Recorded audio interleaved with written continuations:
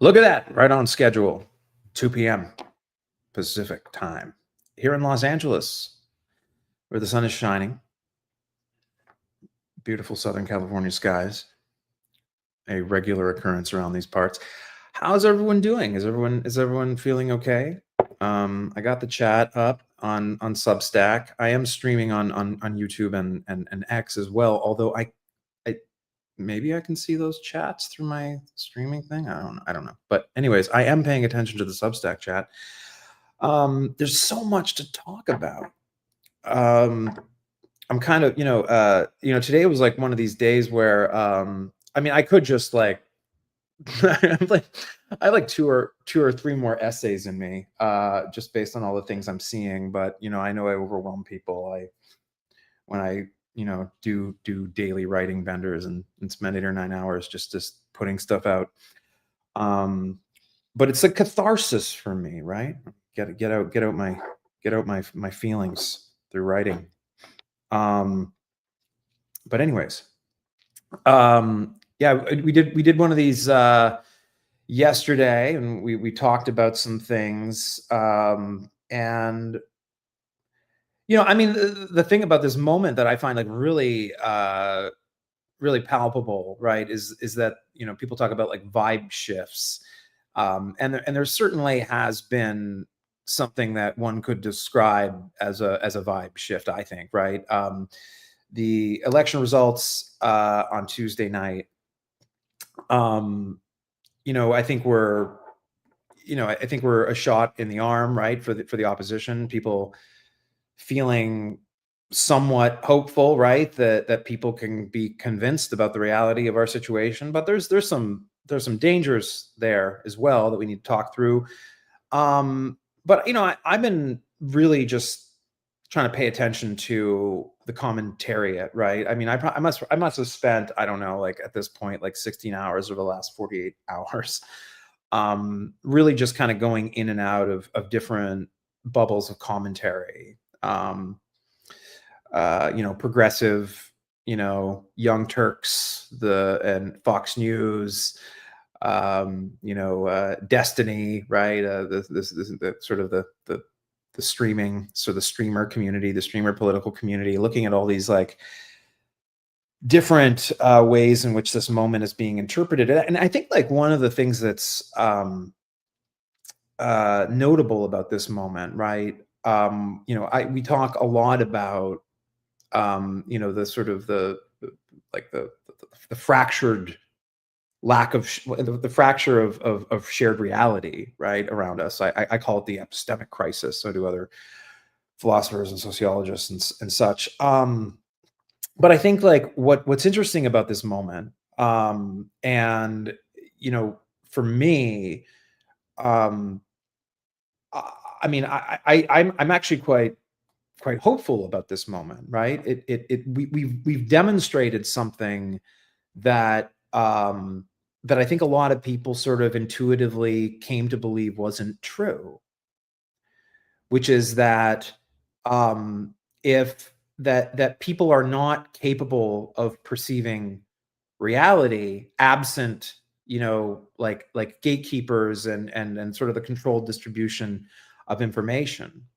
So I think there's a lot of people on the left that have this fear, right? That with Elon Musk in control of X and Starlink and Alex Karp and with his Palantir and Peter Thiel and all these potential systems of surveillance and control, that like one of the sort of the fears is that they just are able to control the information environment so completely that this narrows the capacity for resistance, and you have this sort of this existential fear that we've lost, essentially, that this is a fait accompli. And it's not, because as I wrote in a piece yesterday, that piece is performing better than I thought it might, actually. But where I sort of frame this as the simulation collapsing. What do I mean by simulation? I mean, it's obviously like a euphemism, right, for the narrative environment that most of us sort of understand the world in, right?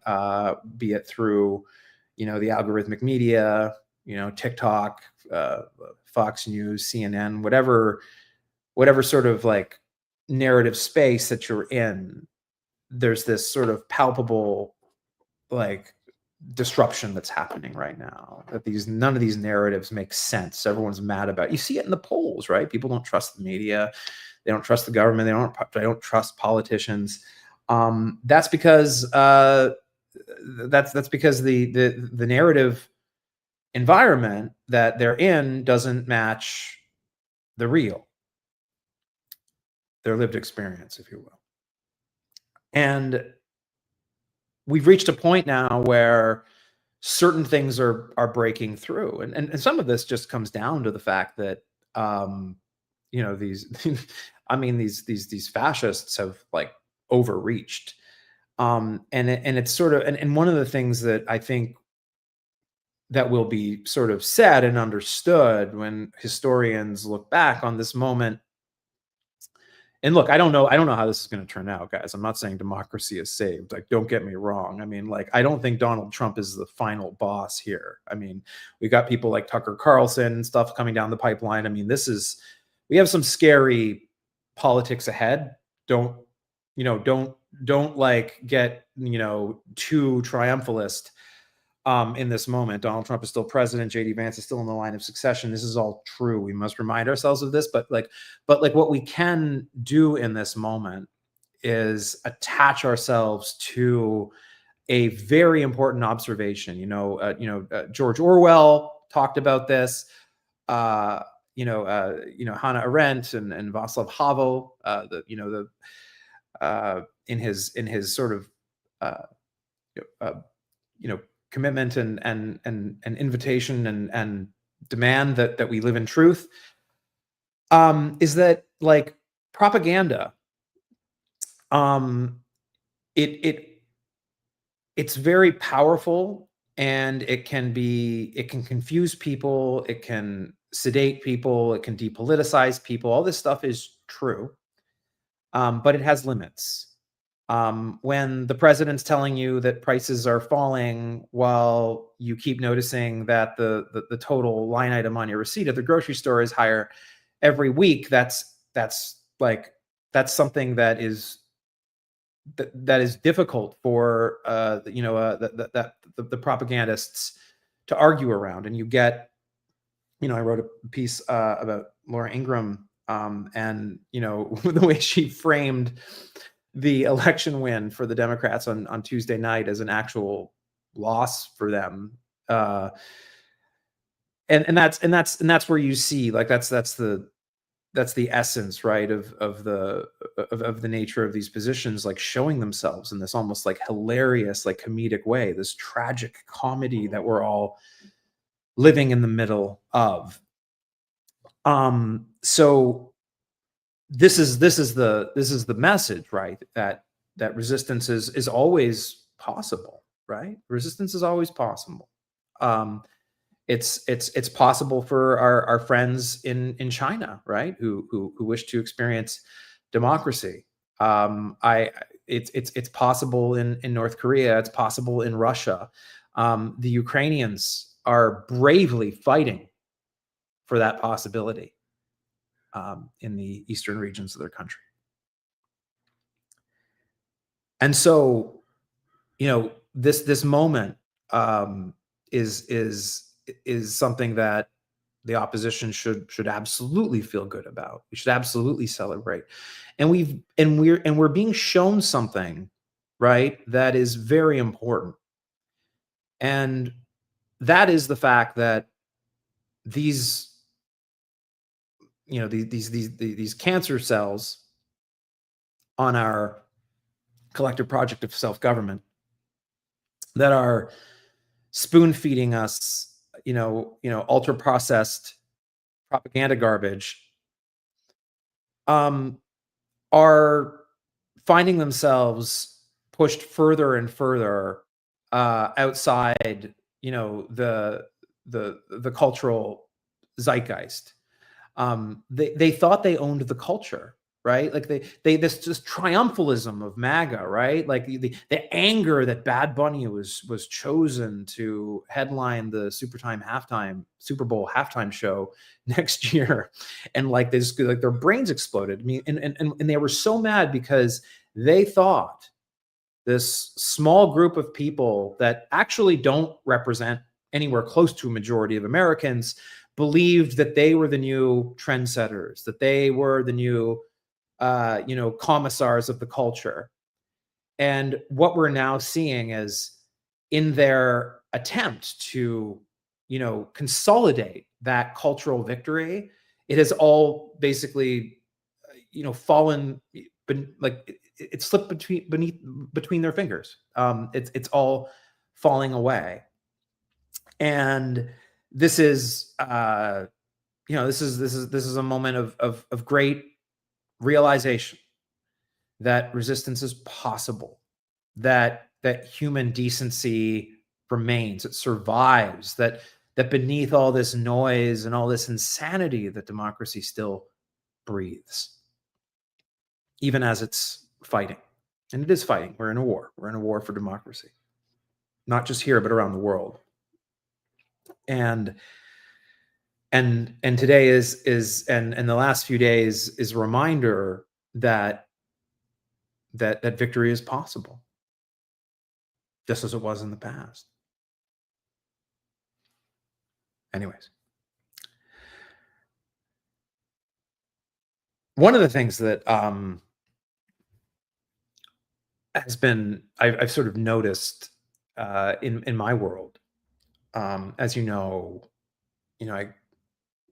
just over a year ago, I was an executive in Silicon Valley, and a lot of people in my network and my professional network and friends are in that world.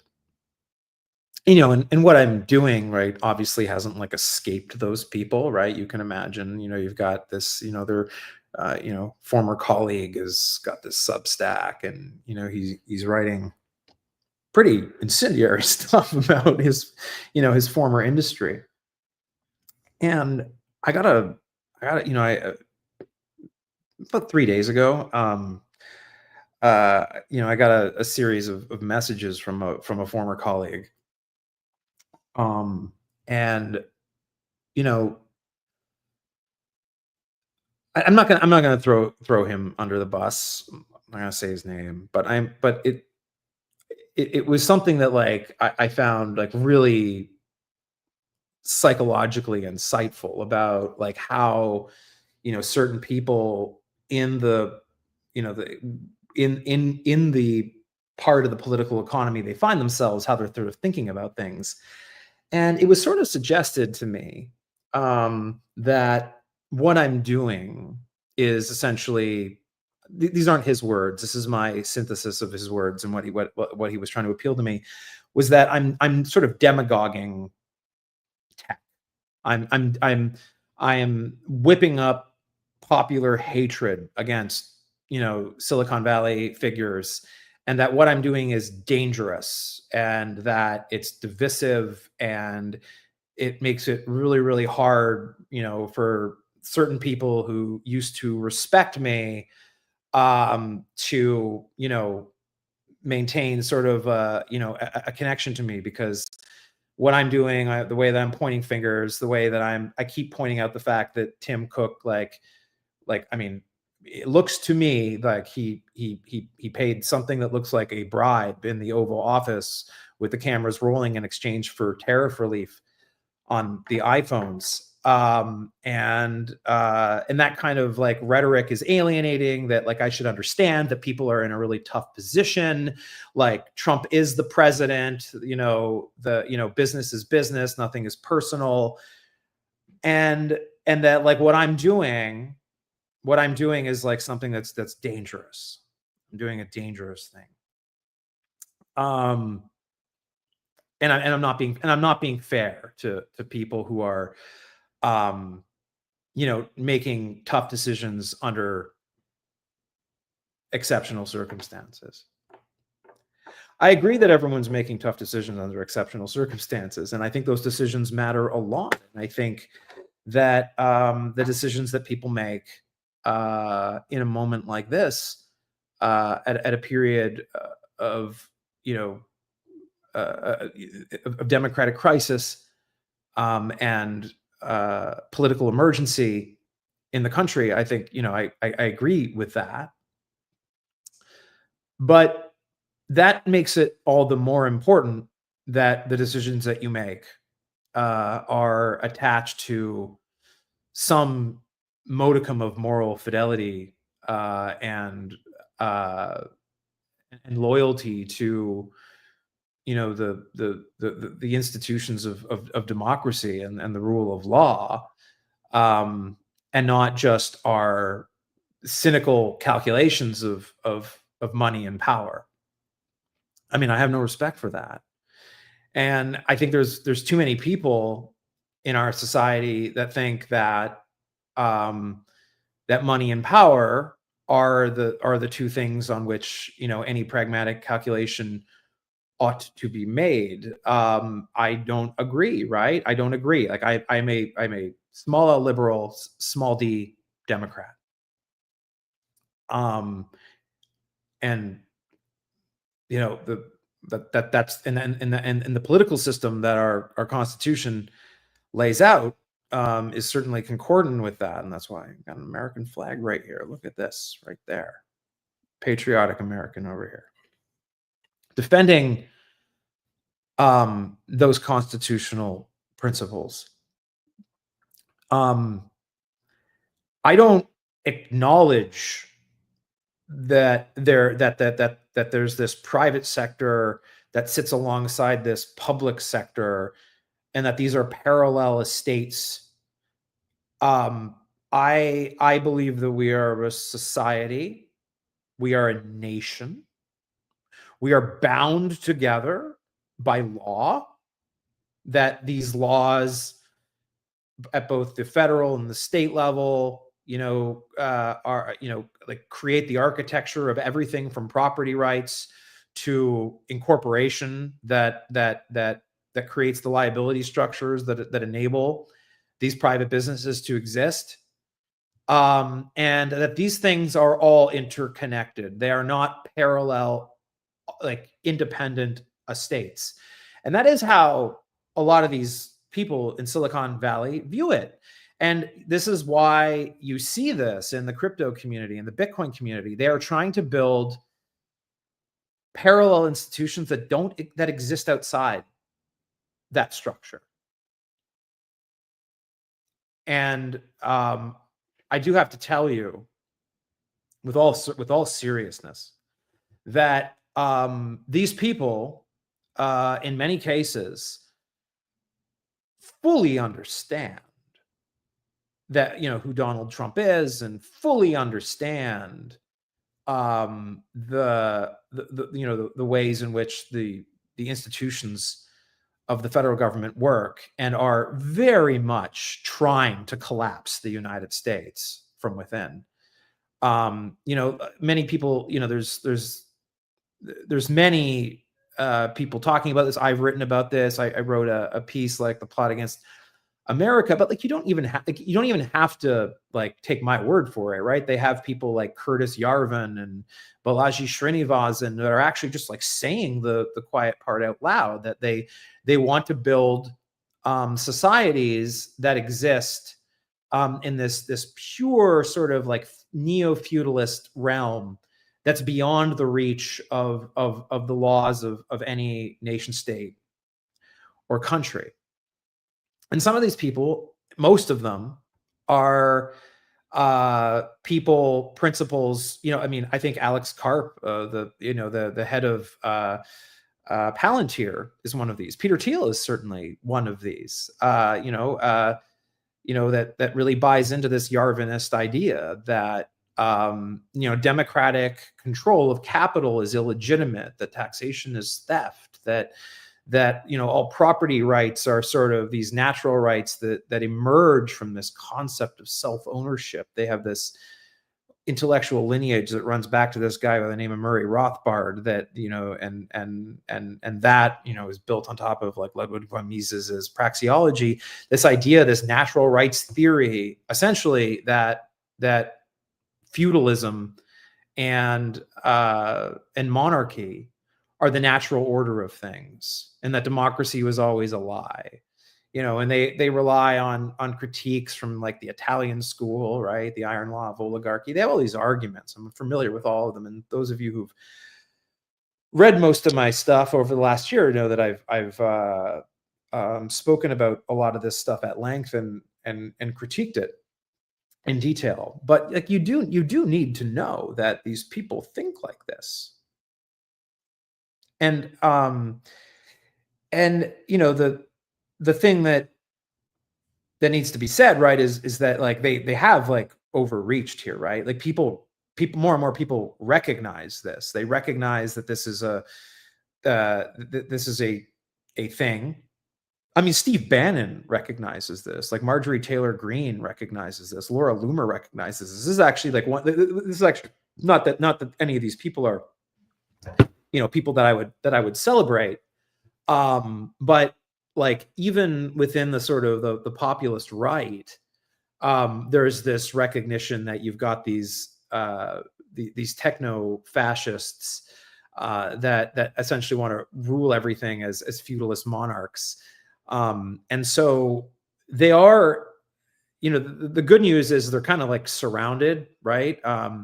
While I'm certainly no, ally of Steve Bannon, right?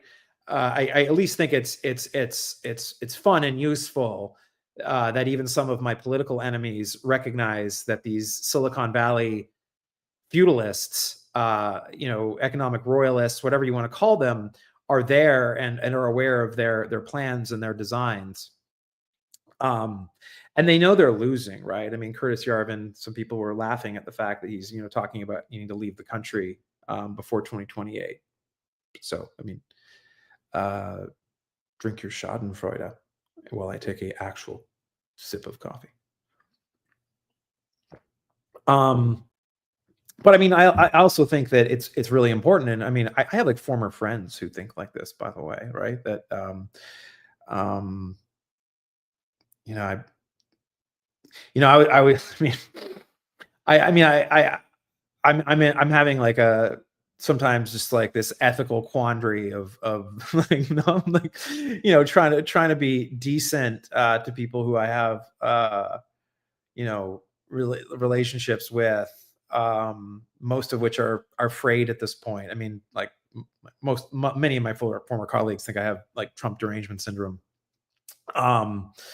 But it's been interesting to watch the sort of the progression of some of these people who at one point were very much anti-Trump and then ended up like taking a knee and sort of like rejoicing in the emergence of this new golden age of crypto and deregulated commerce. And you can just see, right? Like some of them are just like, well, I don't want anything to do with politics anymore. I'm just going to sit back and wait for it to collapse. And that's like that's part of it. But there's going to be, I mean, crypto is like mostly crime. Like, I'm not saying it's like all crime, but it's like mostly, right? I mean, like in some sense. And I think that the truth is that these people are the party. I mean, they should enjoy it while it lasts, because I do think that justice is coming. I don't know like how that will take shape, but I do think that that's going to happen. Anyways, my former friends in Silicon Valley who think I'm demagoguing them. Yeah, I mean, I just don't, I wouldn't, if I had been in a situation, if I was CEO and my board of directors told me to prostrate myself before Donald Trump and offer him, 24 karat gold bar, in order to obtain concessions on import tariffs. I would have told them to go fuck themselves and find another CEO personally. That's what I would have done. I I think that I just don't I don't countenance this idea that that business is this just this amoral thing that should just like adapt to whatever political condition exists. I mean, this is a constitutional republic, and um, if a president is engaged in crime, which our president is, and your calculation is, well, we're a business, we're not into politics, we're just gonna crime too if that's what we have to.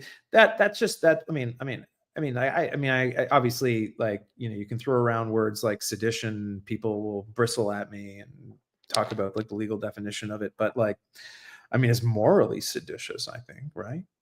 That's like morally seditious. Right? I mean, if like, I mean, if you believe in sort of the idea of having sort of loyalty to the Constitution, like if that actually is like something that we think we're sort of ethically and morally bound to, which I do, right? Um,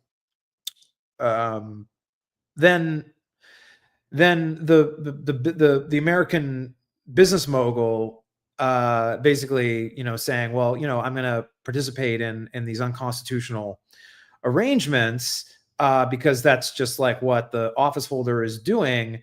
I mean, that's like basically saying I was just following orders.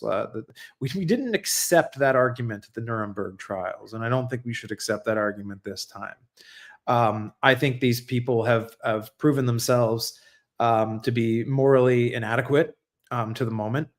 I think that and I know there's like centrists and moderates that are like fucking their heads are exploding right now. They're like, Mike, like we can't be like throwing everyone in jail, right? When like there's got to be like truth and reconciliation. But I mean, I think the opposition right now needs to be very fucking clear that like we see you paying these fucking bribes, we see you like prostrating yourself and taking a fucking knee and helping this like increasingly illegitimate government um uh you know deny the constitutional rights of its citizens, and we are just simply we're simply not going to let you get away with that, right? We're gonna take back Congress, and then we're gonna fucking subpoena you. We're gonna drag you before Congress, and we're going to invite the media in, and we're going to ask you some really tough questions before the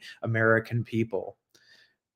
I think we need to subpoena Tim Cook and Mark Zuckerberg when the Democrats take back Congress, and like demand that they explain the ways in which they've cooperated with Donald Trump. And when they refuse, and when they plead when they claim executive privilege or whatever it is, then I think Congress needs to enact its inherent contempt power.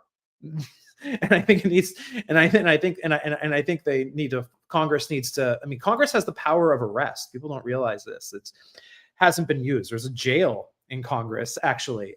They can, in fact, like deputize Congress can deputize a sheriff acting on behalf of Congress to go out and arrest somebody.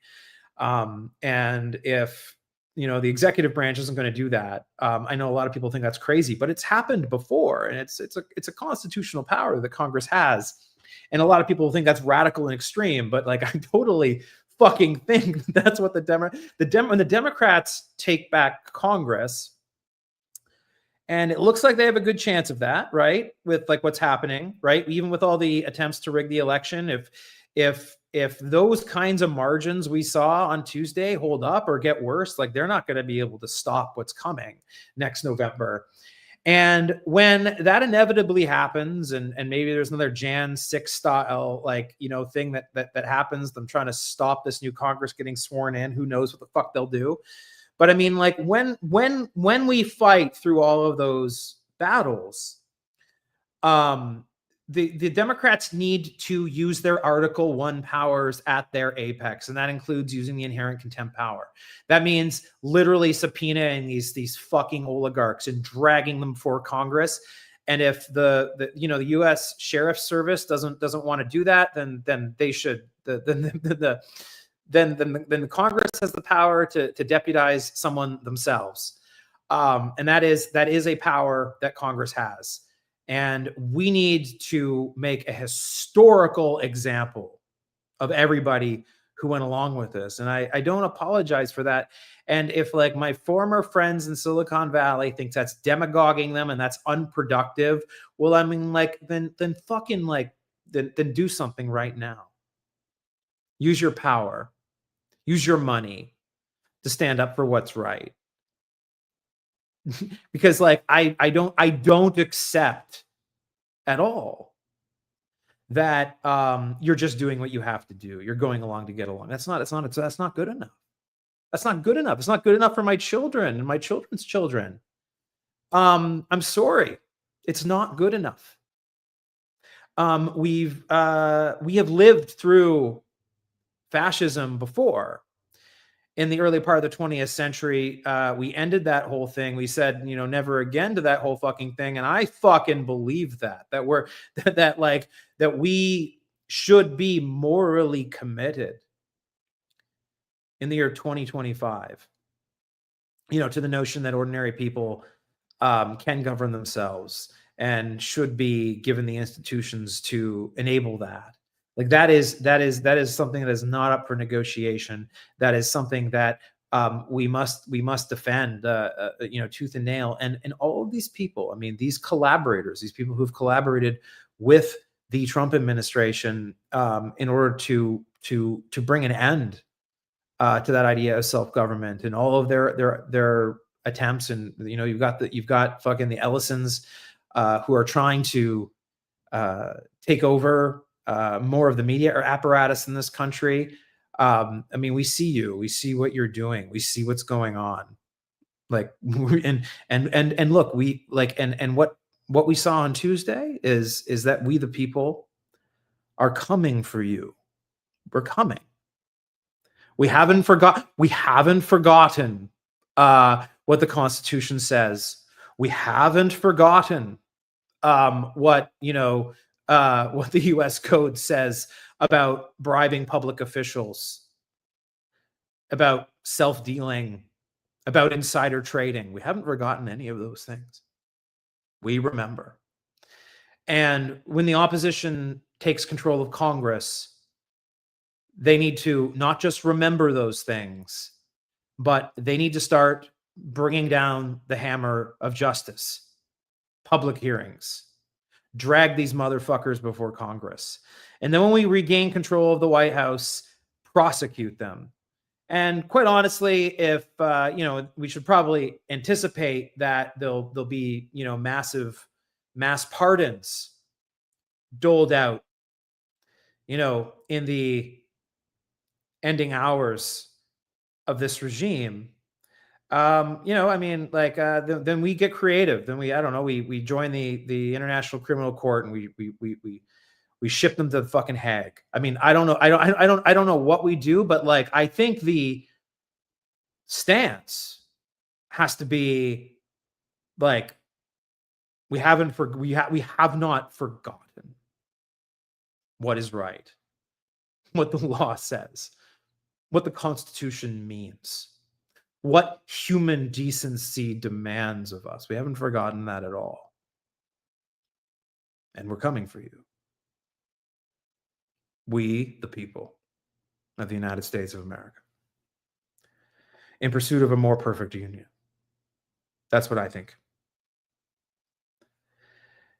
Anyways, that's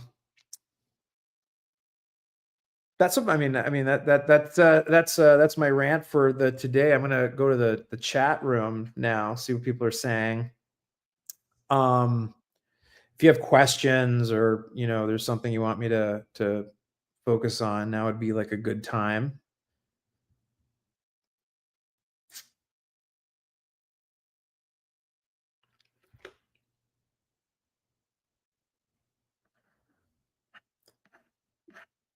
some mostly approbation for the things I was saying. Miss H says, "When I reach the end of my life, I want to be able to say I lived a life being proud of." I mean, this sounds like a sort of a trite point, right? But I mean, think about it, right? Um, I'm middle aged now, and you know, I I'm like at a point now where I can look back on some things, and I feel really deeply that I missed some opportunities to spend time in ways that you know I I I, I I regret not doing. Um, and I think this sort of frame of thought, right? This sort of like thinking about yourself on your deathbed, right? We're all going to die, right? I mean, we don't like to think about this. Um, but it's the most meaningful event in any human being's life. Both in it's the um, it's the thing, right? That most of us spend most of our lives trying to avoid thinking about, and doing things trying to avoid. But when you think about that, like like where you want to be, um I mean, like that putting yourself there, like being brave enough to sort of put yourself there in that sort of emotionally tough spot, right? It is a place, right, where you know you can sometimes have visibility, into the things that you're doing now, that you don't really think about, but part of you knows you're probably ashamed of. Um, and we all have these things, like in one way or another, right? Like maybe, for me, right, I think like one of my sins was being like, too much of a workaholic, right? When like my kids were growing up. And and I think, yeah, I mean, there's we all have these things, right? And so that sort of that perspective of thinking back, is a good way to sort of check yourself on like what should I be thinking about and doing today. um Anyways, what else are people saying?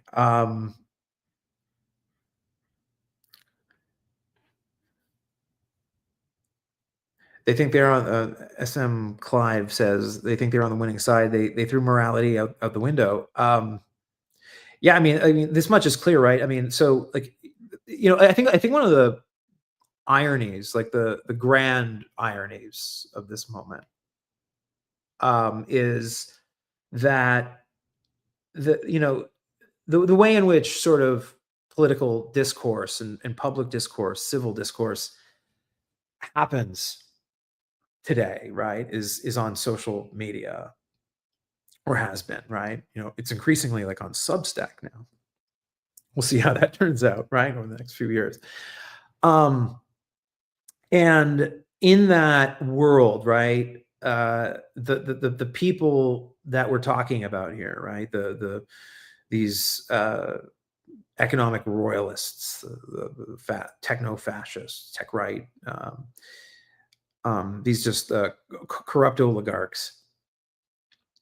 I mean, they've sort of trapped themselves in a bubble, right? In an information bubble. So in the same way that, like, a lot of people in other political dispositions are sort of in these filter bubbles, they are too.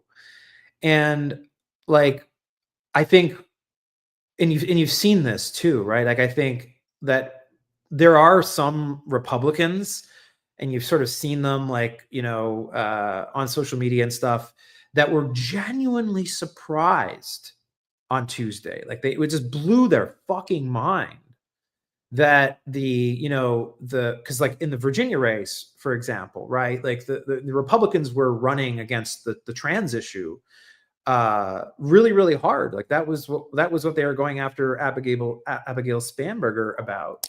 And if you're a Republican within Republican media, your perception of that Virginia election, uh, you know, for the governorship, um, was one in which, like, it was still just a culture war thing, like, about look how out of touch the Democrats are on the trans issue.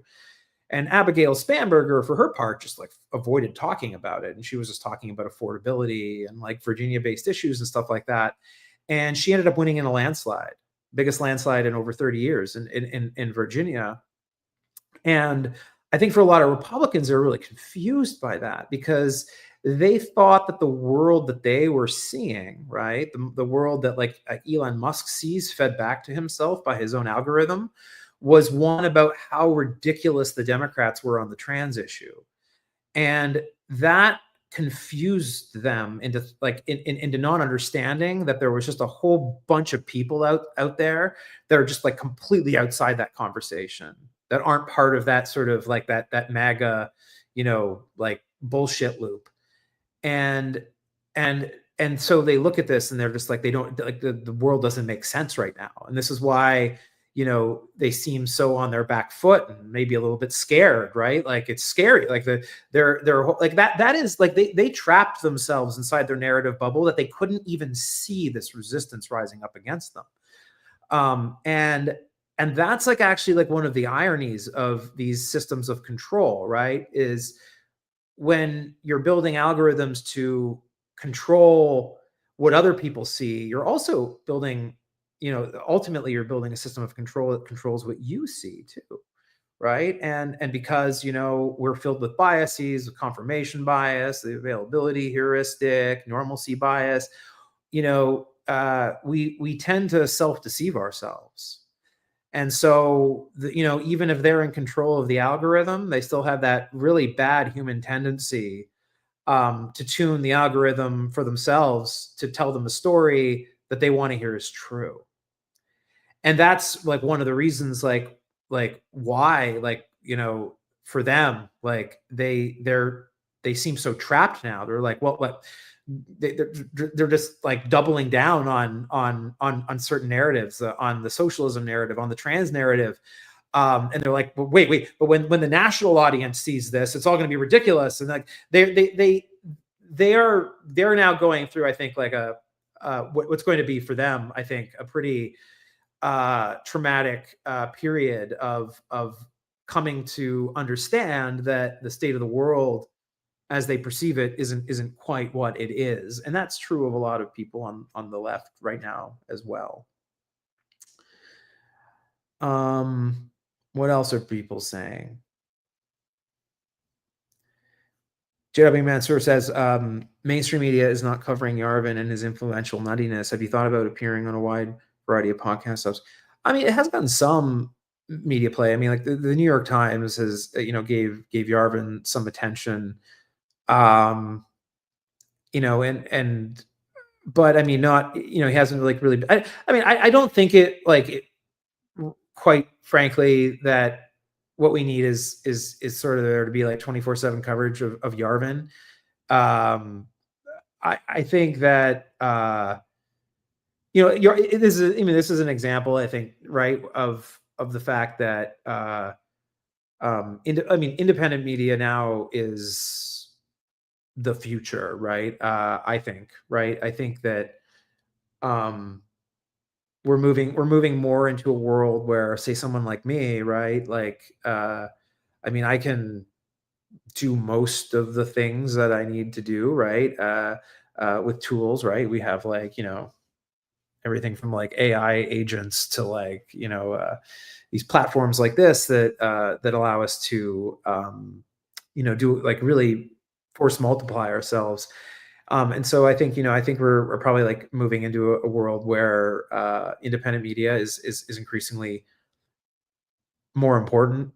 And we'll see, how that develops. But I think like in that the fact that like for people who are kind of curious for these sort of deeper narratives that the mainstream media won't cover because they're sort of trapped and they're sort of like establishment narratives. I think that in some sense is like one of the reasons why like I think independent media is having a moment. Because like one like if you look at polls, right, like you have like 12% of Americans like trust like media institutions today. It's like insane, right? And so independent media is um in much the same way that populism is having a moment now again on the left, is feeding into a general like discontentment with the sort of the narratives that they're hearing that just don't seem to make sense to them or add up based on their lived experience. And so yeah, I mean, I mean what we're doing now, right? I think is much the future. What else? What else are people saying?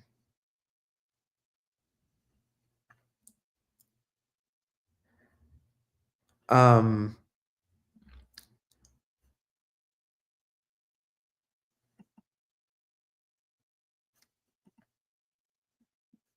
I mean, someone's just saying something about getting the younger vote out. I mean, the way I mean, Mamdani did that, right? Mamdani did something that very few politicians have been able to do. Trump is one of them. Bernie Sanders is another one of them. AOC is like another one of them. Like he activated a bunch of people who've never voted for mayor before in New York City, and many of them were young. Uh, I mean, he won 81% of the female vote, in according to exit polls. Like that's insane.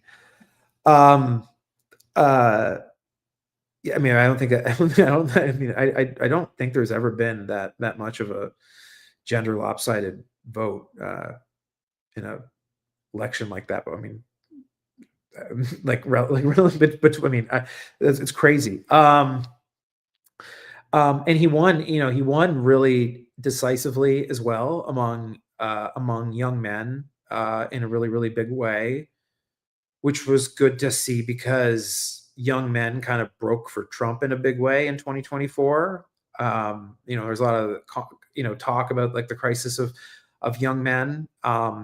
And what Mamdani showed is, I think, actually that he's like a good male role model. I think a lot of the sort of the angry young men that you know feel like beaten up by the culture actually see like a positive role model in Mamdani. And that is, I think, like one of the reasons for like why you're seeing why he played so strongly there. And that's like a really really good thing. Like we need good role models, like good male role models that are not like fucking Andrew Tate. And I think Mom Donnie's actually like culturally playing that role in addition to being a sort of a generational politician. So that's important.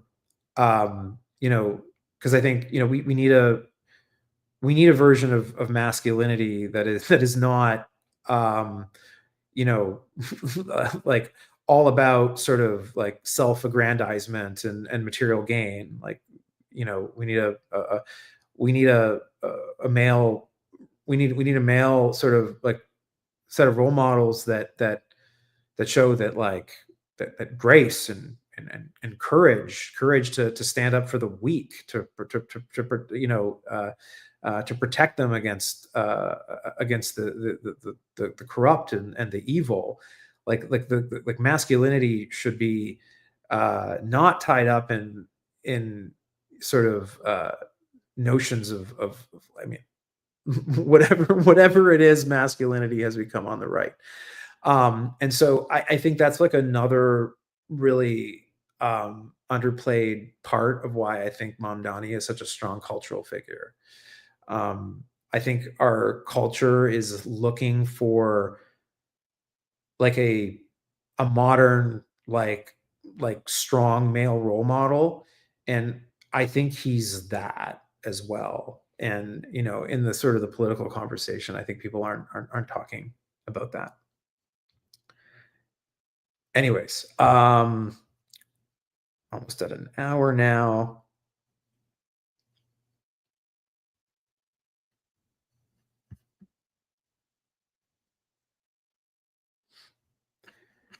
And someone's mentioning the Epstein issue. I mean, I think the Epstein thing is still, before, like, the craziness of the past week. Some of these stories that were showing up in the New York Times.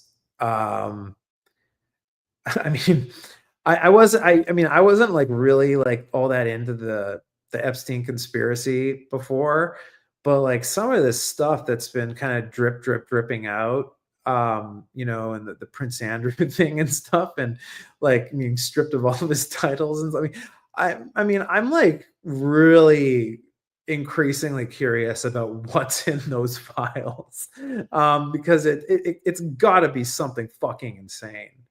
um and like it's kind of clear, right, that this is like the real reason why Mike Johnson is keeping Congress closed. Which I mean, like, what do they know that we don't know? Like, you have to think it's just like fucking catastrophic for Donald Trump or his allies, or potentially some Republican members of Congress, or the administration, members of the administration, like whatever it is. It's something that's just like absolutely just like fucking mind-blowingly explosive, just like based on the behaviors of everybody. Um, anyways, um, that's how I'm feeling today, right? Some of my observations, right, from the edge of existence, notes from the circus, presented to you live on this Thursday afternoon from the West Coast of the United States, here in Los Angeles. I think that's going to be it for today. Thank you, everyone. I'll see you again soon.